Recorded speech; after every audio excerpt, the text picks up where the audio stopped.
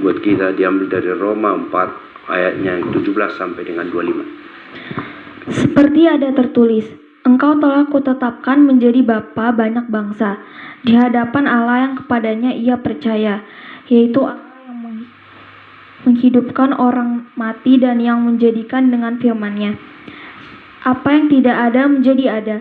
Sebab sekalipun tidak ada dasar untuk berharap, namun Abraham berharap juga dan percaya bahwa ia akan menjadi bapa banyak bangsa, menurut yang telah difirmankan, demikianlah banyaknya nanti keturunanmu. Imannya tidak menjadi lemah, walaupun ia mengetahui bahwa tubuhnya sudah sangat lemah, karena usianya telah kira-kira 100 tahun dan bahwa rahim Sarah telah tertutup. Tetapi terhadap janji Allah ia tidak bimbang karena ketidakpercayaan, malah ia diperkuat dalam imannya dan ia memuliakan Allah dengan penuh keyakinan bahwa Allah berkuasa untuk melaksanakan apa yang telah ia janjikan. Karena itu, hal ini diperhitungkan kepadanya sebagai kebenaran. Kata-kata ini, yaitu hal ini diperhitungkan kepadanya, tidak ditulis untuk Abraham saja, tetapi ditulis juga untuk kita. Sebab kepada kita pun Allah memperhitungkannya. Karena kita percaya kepada Dia yang telah membangkitkan Yesus, Tuhan kita dari antara orang mati, yaitu Yesus yang telah diserahkan karena pelanggaran kita dan dibangkitkan karena pembenaran kita. Demikianlah firman Tuhan. Jemaat yang dikasihi oleh Yesus Kristus, tema untuk kita hari ini adalah Bapa orang percaya. Engkau telah kutetapkan menjadi bapa banyak bangsa. Roma 4 ayatnya 17a yang tadi. Abraham disebut sebagai bapa orang percaya untuk mendapatkan pengakuan atas status sebagai bapa orang percaya. Maka Abraham harus terlebih dahulu lulus dalam berbagai ujian iman. Kejadiannya tidak semudah membalik tangan. Ada harga yang harus dibayar oleh Abraham sendiri. Adapun kualitas iman Abraham tidak terjadi secara instan, tetapi melalui proses yang panjang dan berat. Di awal pemanggilannya, Abraham sudah menunjukkan iman percaya kepada Tuhan.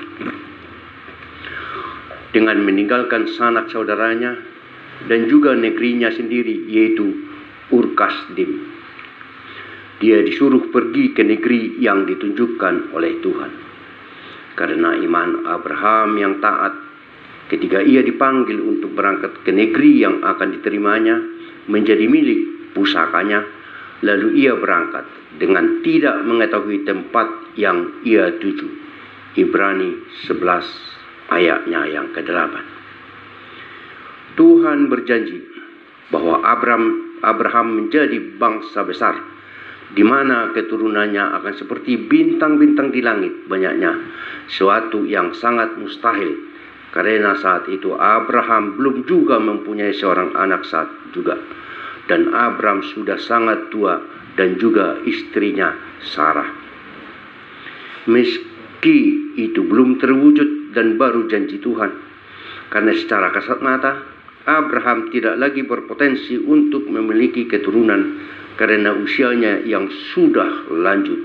Tetapi Alkitab menyatakan yang tertulis dalam Kejadian 15 ayatnya yang 6 sebagai berikut. Lalu percayalah Abraham kepada Tuhan, maka Tuhan memperhitungkan hal itu kepadanya sebagai kebenaran. Tuhan memenuhi janjinya karena Tuhan tidak pernah ingkar janji. Sarah istrinya yang sudah sangat tua itu melahirkan seorang anak yang diberi nama Ishak. Dapat dibayangkan bagaimana rasa gembira Abraham dan Sarah mendapat keturunan seorang anak di usia mereka yang sudah renta, yang tadinya sudah tidak mungkin lagi memperoleh keturunan di umur 100 tahun itu.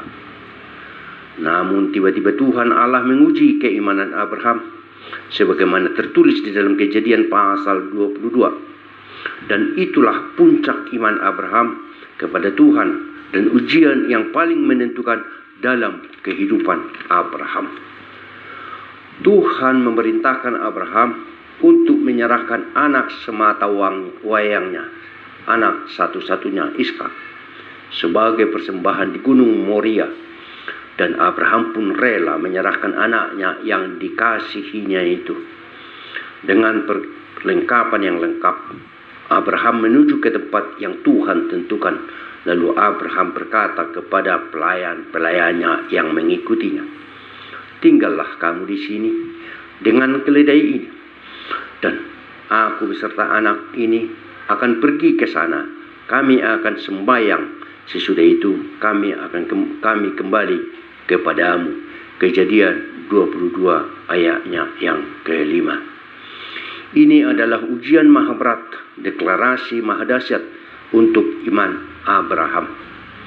Iman adalah dasar dari segala sesuatu yang kita harapkan dan bukti dari segala sesuatu yang tidak kita lihat. Ibrani 11 ayatnya yang 1. Ketaatan Abraham beroleh upah. Tuhan menyatakan kemurahan dengan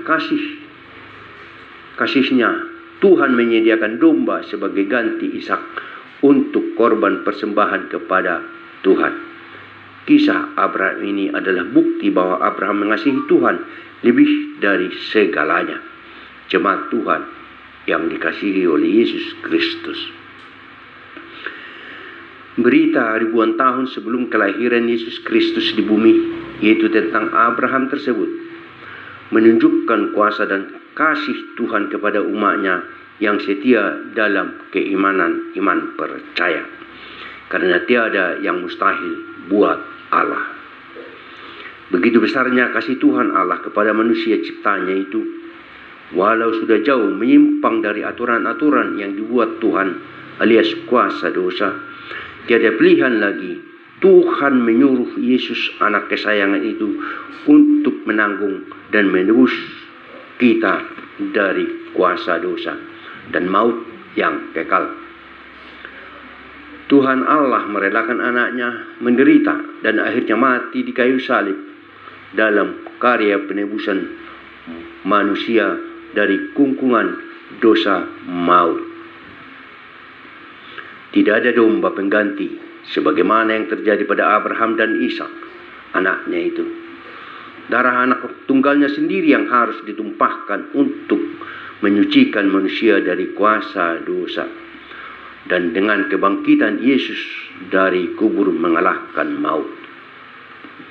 Sesungguhnya bumi ini bukanlah tempat kita bersenang-senang dengan damai kekal, tetapi adalah ajang sekolah penggodokan dan persiapan pembentukan iman percaya kepada Allah dan Yesus Kristus, Juru Selamat kita. Maka dari itu, kita juga sering mengalami kesusahan dan kesengsaraan. Itu adalah proses pematangan iman, lulus atau tidak. Alkitab memberitakan dalam Roma 5 ayatnya 3-6 sebagai berikut. Dan bukan hanya itu saja, kita malah bermegah juga dalam kesengsaraan kita. Karena kita tahu bahwa kesengsaraan itu menimbulkan ketekunan, dan ketekunan menimbulkan tahan uji, dan tahan uji menimbulkan pengharapan. Dan pengharapan tidak mengecewakan, karena kasih Allah telah dicurahkan di dalam hati kita oleh Roh Kudus yang telah dikaruniakan kepada kita. Karena waktu itu kita masih lemah, Kristus telah mati untuk kita orang-orang durhaka pada waktu yang ditentukan. Bermegahlah di dalam Tuhan. Jangan pakai pikiran dan nalarmu mengendalikan imanmu. Imanmulah yang harus mengendalikan jalan pikiranmu. Amin. Itulah nats renungan buat kita.